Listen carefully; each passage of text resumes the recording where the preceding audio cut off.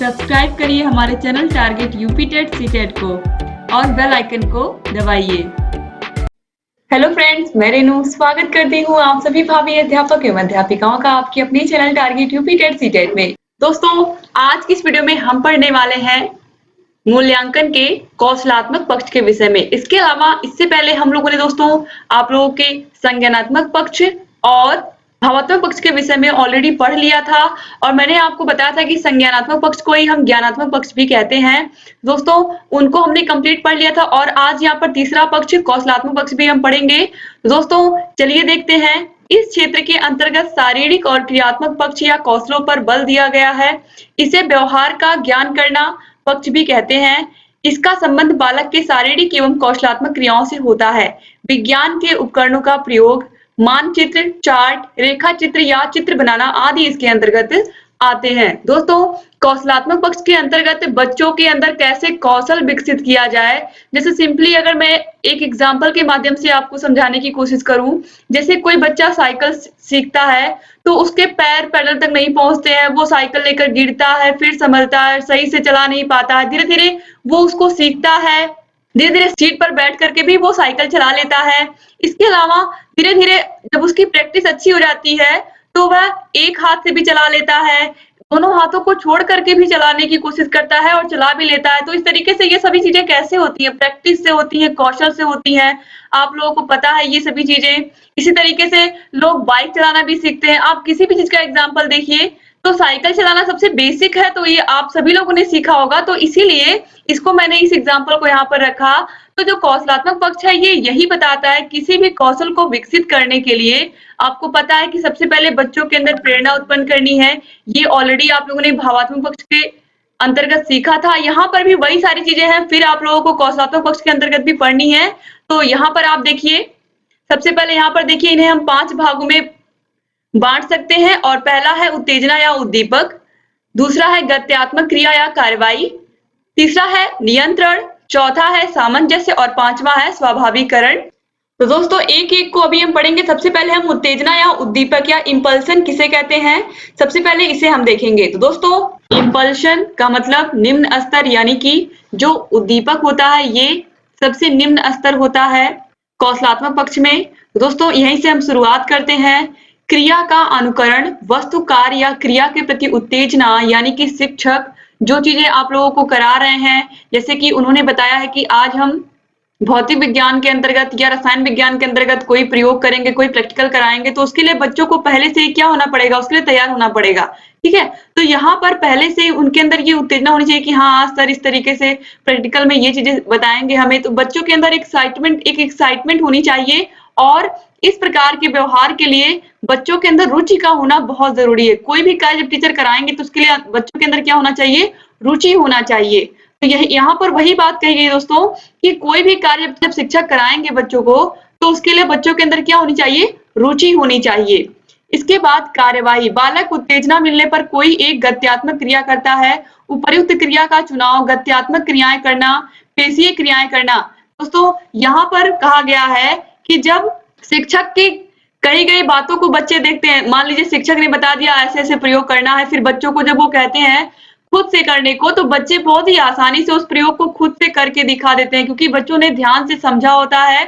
और इसी प्रकार से अगर टीचर ने क्लास में बच्चों को मैप बनाना सिखाया है या मैप पर चीजों को भरना सिखाया है, मैप पर कहाँ कौन सा देश है, किस देश की राजधानी कहाँ पर है, ये बातें शिक्षक ने बताई है, बच्चों ने ध्यान से देखा, उसमें रुचि ली है, तो बच्चे खुद उस मैप को बना करके उन चीजों को भर भी देंगे या उन देशों का नाम भी लिख देंगे अच्छे से और टीचर को दिखा भी देंगे। ठीक है, इसके बाद तीसरा है नियंत्रण। इस स्तर पर बालक अपने द्वारा की गई क्रियाओं को नियंत्रित करता है। विभिन्न क्रियाओं में सहज नियंत्रण, गत्यात्मक क्रियाओं पर नियंत्रण, ये सभी बातें इसमें आती हैं। यानी कि बच्चे को कितना काम करना है, ये नहीं कि शिक्षक ने इतना ये नहीं सिखाया था तो मुझे ये भी करना है और कहीं कुछ गलती हो गई, ये सब बातें होनी चाहिए दिमाग में बच्चों के कि शिक्षक ने जितना हमें बताया है उतना काम हम अच्छे से करें, क्योंकि ये बहुत जरूरी है। क्योंकि आपको पता है अगर कोई रसायन विज्ञान की प्रयोगशाला है, उसमें शिक्षक ने केमिकल रिएक्शन बच्चों को बताए हैं कैसे कैसे किसकी क्रिया से किन दोनों की क्रिया से क्या चीजें बनती हैं, अभिक्रिया कैसे होती है, तो वहां पर बहुत सारे रसायन रखे होते हैं। अगर आप कोई उल्टा सीधा चीज वहां पर मिला दोगे तो उससे रिएक्शन हो सकता है या आप घायल भी हो सकते हो। तो शिक्षक ने जितनी चीजें बताई हैं उन चीजों पर आपका कंट्रोल होना चाहिए कि हाँ, आप जितनी चीजें बताएंगे अच्छे से पहले हम वो सीखें और उन चीजों को अच्छे से करें एक नियंत्रण में, ठीक है। यानी कि यहाँ पर ये सिखाया गया है कि जितनी चीजें टीचर बताते हैं उन बातों को हमें अच्छे से करना है और सीखना है कौशलात्मक पक्ष के अंतर्गत। इसके अलावा सामंजस्य, सामंजस्य बैठाने का मतलब दोस्तों कि हमें विभिन्न क्रियाओं में सामंजस्य बना करके चलना है हर विषय के कौशल को, क्योंकि आपको पता है हर एक विषय में, खासकर साइंस में अगर देखें, चाहे फिजिक्स हो, चाहे केमिस्ट्री हो, चाहे बायोलॉजी हो, सभी में क्या होता है, सभी में प्रैक्टिकल करवाए जाते हैं। तो जो प्रैक्टिकल होता है उससे बच्चों का क्या होता है, उससे बच्चों का मानसिक विकास होता है। तो इसलिए प्रैक्टिकल सभी विषयों का अच्छे से आपको आना चाहिए और सभी विषयों का सामंजस्य भी क्या होना चाहिए, बना होना चाहिए, ठीक है। इसके बाद देखिए स्वाभाविकरण, जब ये सब बातें आप सीख जाते हो तो आपके स्वभाव में वो सभी चीजें आ जाती हैं। जैसे मैंने अभी आपको साइकिल चलाने का एग्जांपल दिया था, जब आप उसको एकदम अभ्यस्त हो गए चला करके, तो अब आपके स्वभाव में वो चीजें आ जाएंगी। फिर आपको ना तो साइकिल से गिरने का डर होगा, ना तो आपको किसी प्रकार का और भय होगा, ना तो आपको सड़क पर साइकिल चलाने में डर लगेगा। तो इस तरीके से ये सभी बातें धीरे-धीरे आपके स्वभाव में आ जाती हैं और आप उनको बिल्कुल नॉर्मल लाइफ की तरह करने लगते हैं। कोई भी काम शुरू-शुरू में करने पर टफ होता है, लेकिन जब इंसान उसको सीख जाता है, तो फिर वही काम उसे क्या लगने लगता है, आसान लगने लगता है। जैसे कि आप शुरू-शुरू में ड्राइंग आपकी नहीं अच्छी बनती थी, धीरे-धीरे आपने प्रैक्टिस किया, ड्राइंग आपकी अच्छी बनने लगी। इस तरीके से बहुत सारे एग्जाम्पल हम देख सकते हैं। इसी प्रकार से मैप बनाना मान लीजिए पहले नहीं आता था, धीरे-धीरे आपने प्रैक्टिस किया, उस पर खूब मेहनत की, फिर आपने ड्राइंग भी अच्छे से बना लिया। तो ये सभी चीजें हैं आपके प्रैक्टिस के ऊपर निर्भर करती हैं। खासकर जो कौशलात्मक पक्ष है ये प्रैक्टिस पर ही ध्यान देने की बात करता है। तो देखिए स्वाभाविकरण के अंतर्गत बालक में एक विशेष प्रकार की शैली बन जाती है, जैसे क्रियाओं के संपादन में स्वाभाविकता आना, क्रियाओं का विकसित होना, कुशलता पूर्वक संपादन, कार्य में निपुणता, कार्य की स्वचालित शैली का विकास, यानी कि जो कार्य होता है वो रेगुलर बच्चा कर सकता है, उसमें उसे आनंद आने लगता है। तो इस तरीके से ये कौशलात्मक पक्ष के यहाँ पर वर्गीकरण आपको दिए हुए थे और ये सबसे उच्च स्तर होता है स्वाभाविकरण, यानी कि बच्चे की आदत हो जाती है, बच्चे को कोई चीज अब ऑड नहीं लगती है जो वो करता हुआ आ रहा है, सीखते हुए आ रहा है। अब दोस्तों इसके बाद यहाँ पर कुछ महत्वपूर्ण क्वेश्चन दिए हुए हैं जो आप लोगों के एग्जाम में पूछे हुए हैं, तो इन सभी क्वेश्चंस को आप ध्यान से देखिए। पहला क्वेश्चन है मूल्यांकन संबंधित होता है संज्ञानात्मक पक्ष से, भावात्मक पक्ष से या फिर क्रियात्मक पक्ष से। मैंने आप लोगों को क्या बताया था, जो व्यापक मूल्यांकन होता है इसके तीन पक्ष होते हैं, संज्ञानात्मक पक्ष, भावात्मक पक्ष, क्रियात्मक पक्ष। तो दोस्तों यहाँ पर राइट आंसर क्या होगा आप लोगों को पता चल गया होगा। तो राइट आंसर कौन सा है, ऑप्शन डी, उपयुक्त सभी, यानी कि ये मूल्यांकन के क्या है, तीनों पक्ष हैं मूल्यांकन के। तो ऑप्शन डी जो है ये बिल्कुल सही हो गया। तो दोस्तों यानी कि जो मूल्यांकन है याद रखिएगा, मूल्यांकन के तीन पक्ष होते हैं, संज्ञानात्मक, भावात्मक और क्रियात्मक। इसके बाद दूसरा है मूल्यांकन का संज्ञानात्मक पक्ष संबंधित है। दोस्तों मूल्यांकन के संज्ञानात्मक के अंतर्गत, संज्ञानात्मक पक्ष के अंतर्गत आपको पता है मैंने 6 भाग बताए थे, ज्ञान, बोध, अनुप्रयोग, विश्लेषण, संश्लेषण और लास्ट में था मूल्यांकन। तो यहाँ पर आप देखिए ज्ञान, बोध, अनुप्रयोग ये तीनों चीजें दी गई हैं, तो राइट आंसर हो जाएगा ऑप्शन डी। याद रखिएगा आप लोग कि संज्ञानात्मक पक्ष के अंतर्गत 6 वर्गीकरण किया गया है, यानी कि इसे 6 भागों में बांटा गया है। तो ज्ञान, बोध, अनुप्रयोग, विश्लेषण, संश्लेषण और मूल्यांकन। तो ऑप्शन डी बिल्कुल सही हो गया। ये सभी चीजें मैंने आप लोगों को पढ़ाई हैं, संज्ञानात्मक पक्ष भी पढ़ा दिया, भावात्मक पक्ष भी पढ़ा दिया और कौशलात्मक पक्ष भी पढ़ा दिया। ये सभी व्यापक मूल्यांकन के पक्ष हैं, याद रखिएगा आप लोग। इसके बाद दोस्तों भावात्मक पक्ष कहलाता है, भावात्मक पक्ष को भी 5 भागों में बांटा गया है, ये भी मैंने आपको बताया है। तो भावात्मक पक्ष किससे संबंधित होता है, बालकों की रुचियों से संबंधित होता है, बच्चों के संवेगों से संबंधित होता है, बच्चों की मनोवृत्तियों से संबंधित होता है या फिर उपयुक्त सभी से। तो आपको अच्छे से पता है कि जो भावात्मक पक्ष होता है दोस्तों, ये बच्चों की रुचियों से, यानी कि उनकी रुचियां कैसी हैं, उनके संवेग, उनकी मनोवृत्ति, इन सभी पर निर्भर करता है कि बच्चे का स्वभाव कैसा है, उसकी रुचियां किस प्रकार की हैं, उसका संवेग कैसे है। ये सभी बातें मैंने आपको भावात्मक पक्ष में समझाई हैं। तो राइट आंसर क्या हो जाएगा, ऑप्शन डी, उपयुक्त सभी। इसके बाद दोस्तों आगे बढ़ेंगे। आगे बढ़ने से पहले मैं आपको बता दूं कि आप देखिए ये जितने भी क्वेश्चन मैं आप लोगों को बता रही हूँ सभी पिछले वर्षों में पूछे गए हैं और मेरी कोशिश यही है कि आप लोगों को मैं इतने अच्छे से पढ़ाऊं कि आप लोगों का सारा चैप्टर अच्छे से तैयार होते चले और आप क्वेश्चन भी सॉल्व करते हुए चले पिछले सालों के।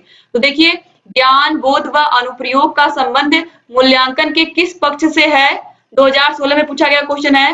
तो ज्ञान, बोध, अनुप्रयोग अभी आपने देखा है यह किससे संबंधित है? ऑप्शंस हैं सतत मूल्यांकन द्वारा, दक्षता आधारित मूल्यांकन द्वारा, व्यापक मूल्यांकन द्वारा या फिर इकाई मूल्यांकन द्वारा। अभी दोस्तों मैंने आपको बताया है कि जो ज्ञान, बोध व अनुप्रयोग है यह मूल्यांकन के संज्ञानात्मक पक्ष से संबंधित है। तो संज्ञानात्मक पक्ष आता किसके अंतर्गत है? आप लोगों को पता है कि संज्ञानात्मक पक्ष, इसके अलावा भावात्मक पक्ष और कौशलात्मक पक्ष, ये तीनों ही व्यापक मूल्यांकन के अंतर्गत आते हैं। तो ऑप्शन सी जो है इसी के अंतर्गत जो संज्ञानात्मक मूल्यांकन है ये आएगा। तो राइट आंसर क्या हो जाएगा? ऑप्शन सी, क्योंकि व्यापक मूल्यांकन के ही 3 पक्ष हैं, संज्ञानात्मक, भावात्मक और कौशलात्मक। तो इस तरीके से इसके बाद हम देखेंगे क्वेश्चन नंबर 5 है, छात्रों की रुचियों, संवेगों एवं मनोवृत्तियों से संबंधित मूल्यांकन का पक्ष है संज्ञानात्मक पक्ष, भावात्मक पक्ष, कौशलात्मक पक्ष या फिर उपयुक्त में से कोई नहीं।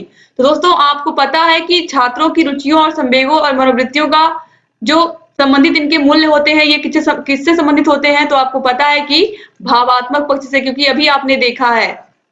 इसके अलावा क्वेश्चन नंबर 6 है, ब्लूम टैक्सोनॉमी विकसित हुई। दोस्तों ब्लूम ने ही बताया कि जो मूल्यांकन है इसके 3 पक्ष होते हैं, कौन कौन से? संज्ञानात्मक, भावात्मक और क्रियात्मक। तो इन्होंने ये बताया था 1956 में। ऑप्शन सी जो है ये बिल्कुल सही है और ये क्वेश्चन 2018 में पूछा हुआ है।